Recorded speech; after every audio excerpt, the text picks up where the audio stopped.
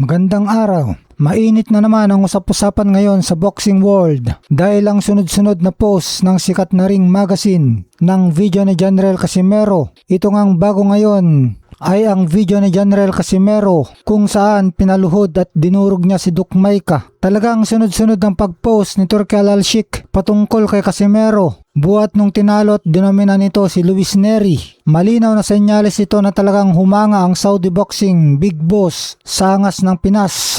At nakikita niya na si Casimero lang ang natatanging boksingero na makakapagbigay ng totoong bakbakan at magandang laban kay Naoya the Monster Inoue. Alam naman natin lahat pagdating sa boxing ngayon kung anong gustuin ng Saudi Arabia, nagkakatotoo. Nagawa ni Turki Al-Sheikh na paglapati ng mga heavyweight champions na akala natin hindi na maglalaban dahil sa politika ng mga promoters. At ngayon ang super bantamweight division naman ang target niyang bulabugin. Alam ni Turki na kapag Inoue versus Casimero ang inilatag niya sa ilalim ng Riyadh season ay dudumugin ito ng mga boxing fans sa buong mundo. Ito ang pinakamaingay na laban na matagal nang hinahangad ng publiko sa lower class division. At si Turki Al-Sheikh lang ang may hawak ng susi at milyong-milyong dolyar para mapilitan ng kampo ng Hapon na tanggapin ang hamon. At mas lalong nagiging solido ang banta ni Cuadro Alas dahil mainit na naman ang kanyang pangalan sa mga world ratings matapos ang kanyang naging panalo sa laban nitong Hunyo 2026. Official nang pumasok at umakyat muli si General Casimero sa mga world ratings ng mga pangunahing boxing federation sa magkaibang division.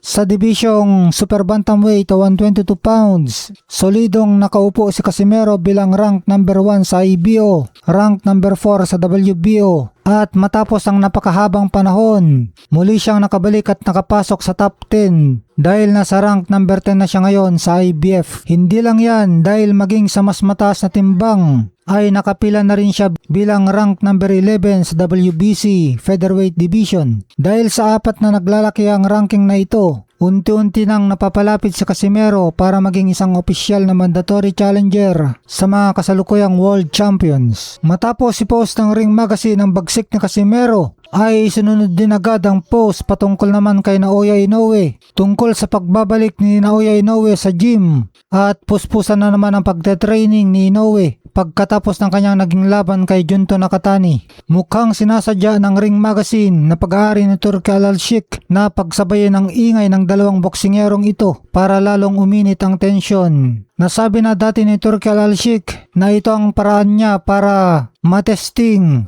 kung malakas ang demand ng Inoue versus Casimero sa mga fans at kung matutuloy ang bakbakan ni na Inoue at Casimero sa Riyadh, Saudi Arabia sa mga susunod na buwan. Ito na ang itinuturing na fight of the century para sa atin.